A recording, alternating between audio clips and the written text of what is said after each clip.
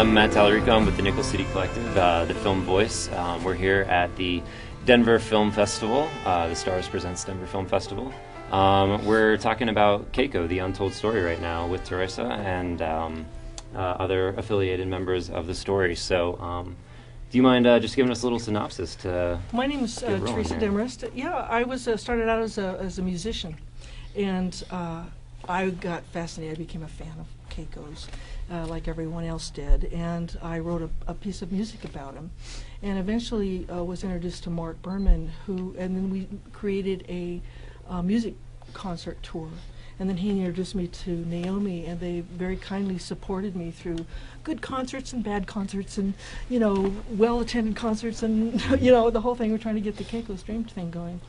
And then when Keiko died, Mark called me, and we started out making a music video, and my first music video was really terrible. And then it got it got better and better, Right. and eventually we now have a film. But one of the things that the reason I got involved in this is because of my involvement with Naomi and my involvement with Mark from the Humane Society of the United States and Mark from the Free Willy-Keiko Foundation, was that because I knew the stories that were being told about Keiko in the public was not what was going on. It was spin. There's always spin. Right. So I really wanted to tell a story that I knew about. And I wanted to do it with my music, and I wanted to put the music in there. And, we were just kind of laughing about that a little earlier because my first editing of the film, the music was too loud and it was too much. Overwhelmed the film. Yeah, it overwhelmed the film. Yeah, fair but enough. Now it's all. It's a balance game with balance game. visual and audio, obviously. But if it wasn't for Naomi Rose, she was our scientific consultant on the film. Every time I came across a piece of information, either about Keiko or orca whales or the situation, I would call her, and she very kindly. And also then Mark. If it wasn't for Mark, I wouldn't get to do this because Mark and I kind of. We've got to do this film. How are we going to do it? It's kind of like the way a lot of filmmakers start. How are we going to do this? Yeah. So we started out with the 5-minute thing, and we've been able now to tell a story.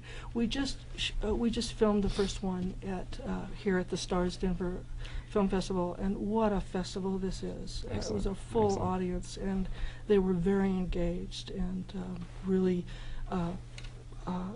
found out a lot of things they didn't know before, and it was great. Awesome. It was great. I was gonna say, Naomi, do you mind telling a little bit about your process with this film my involvement, and maybe how it's impacted you a little bit? Well, I'm a marine mammal biologist. I'm actually an orca biologist, and so the animals are what I know. I don't know anything about making films, and I was hired at the Humane Society of the United States initially to help that organization mount a campaign against the captivity of these animals because we had really serious concerns about their welfare. So that was back in 1993, which was the year Free Willy came out. And in fact, that's why my organization decided to launch the campaign at that time, because this movie was coming out, and it was just sort of really telling the story we wanted the public to hear. So I came right out of graduate school. I studied these animals up in the Pacific Northwest, and I studied male social dynamics, so the males and how they behave is what I know. And got this job, and boom, we're in the middle of sort of an interesting debate, if you will, in the public mind and SeaWorld and all of that, And this movie is out. And a few years after it came out, when Keiko moved from Mexico City to Oregon, my organization was involved in that.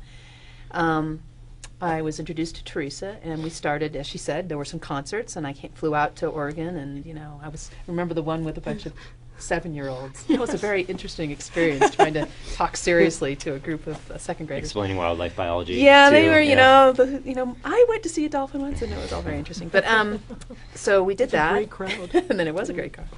And then I became the scientific consultant for the making of the film, and Excellent. Theresa kept me apprised. I saw many different versions of it. Awesome. And so now we're finally here. And how do you feel like this blend of science and art is furthering the story of Keiko and your organization? Well, I think that's it right there. I mean, basically, the public is more receptive to a serious message when it's presented in a way that's accessible for them. So the blend of, as you say, science and art is a more effective way of reaching people than just science, or for that matter, just art. And so I'm a little new to this, you know, and the making of an art film, if you will, a documentary that's really meant for film festivals and the general public. But it's been a real learning experience, and I've been really enjoying it. Just screening 15 different versions of the film yes, is a little bit. I had it was a big challenge for me because I would come up with an artistic, emotional moment, and I would send it to Naomi, and she'd go, "Well, that's wrong." You know, so I would. I always felt kind of bad about that. Oh no, it was great. It was great. It was great. That's why you're part of the film, you know. Exactly. That's why our audiences are responding to the film the way they did today, and the way they have been doing. We've just finished the film in July. Wow. And we've screened it a few times, and the audiences are getting engaged with it. And I wanted to be sure and tell the truth, and to have the facts, have it be scientifically factual. Right. You know, Yeah. and so to bring the art and the science together has been a challenge. Have you, any of you guys received any criticism on that blend of you know, the facts and the you know, Not the yet, fiction, I'm the sure art? it will come. Well, Not yet. I'll say a little bit, and then I'm going to turn it over to Mark, because Okay. yes, we've definitely gotten criticism from the public display industry on the facts. Okay. Because their spin of what happened is not our recollection of what actually happened, Yeah. and we were there and they weren't, and so it's been very difficult trying to handle that criticism, because it's really based more on politics than on facts. Yeah, and economics probably. But to me, the sort of the timing of this film is been excellent, and so Awesome. it's Yeah, what are your impressive. thoughts? Well, I'd like to go back to the very beginning and say that because of Richard Donner and Lawrence Schuler Donner, they're the ones who started this whole process by making the film Free Willy. Without that, if they never made the movie, there would have been no Keiko. Right. Well, there would have been a Keiko, but There it would would have have been left to languish Keiko in would have Mexico, been, you know, dead long ago in Mexico City. But the publicity of that massive the way it industry worked- that we have as filmmaking brought attention to it Yes. and kind of generated. Well, see, the way a it lot worked of is Keiko was the star of Free Willy. this. The Donners contacted Earth Island Institute Mhm. to have the toll-free number at the end of the film, 1-800-4-WHALES. Hmm. This number was generated to bring attention to Norway's whaling in 1993. They had just decided to go back commercial whaling. Mhm. And the Donners had always been very big fans of animal rights, Mhm. whether it's dolphins or whales or what have you. Mhm. So we worked with them to get this number at the end of the film. When the film opened in 1993, the first week we got over 100,000 calls, literally, to a call center, not our office. Mhm. People were asking, okay, that's great about, we want to help you stop whaling, but what about that poor whale Keiko? Hmm. So Keiko was still languishing in the tank. In the movie, he's seen jumping to freedom over a wall. Right. The animatronics they use or whatever. Mhm. So we got involved.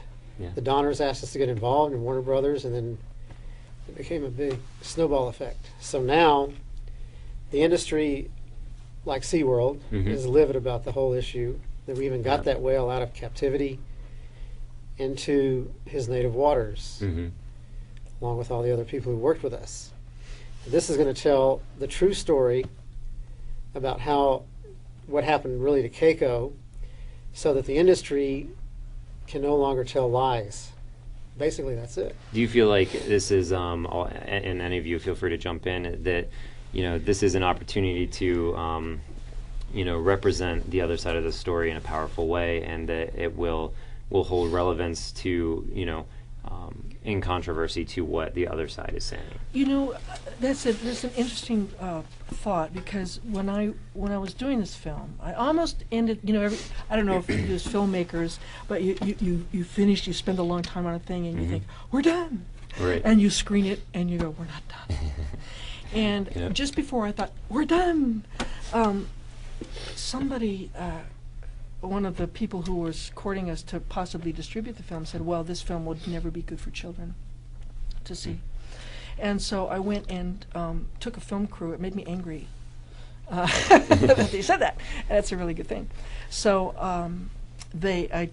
took a film crew to have the children watch the film, and then I filmed their responses, and their responses are remarkable, and the audience really, it's the children who are going to tell us what we're supposed to do. The children know the truth about things, and so I kind of lost my train. And it was a movement sort of generated by children who were interested in the film in the first place. Free Willy. It was the kids. So. It was the kids who. Yeah.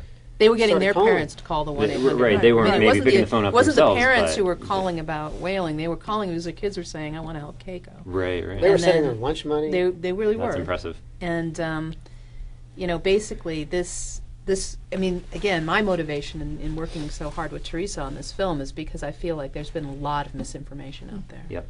And a lot of people who followed Keiko's story all the way through Oregon kind of lost the thread after he went to Scandinavia.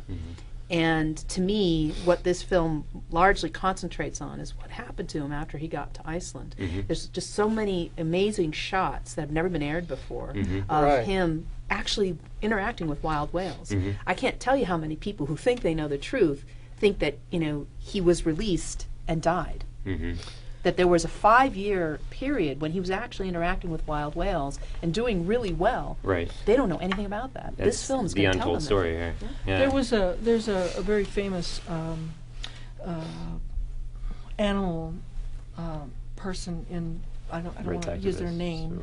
On the other side. Okay. Who announced last February on national television when Telecom killed one of his trainers.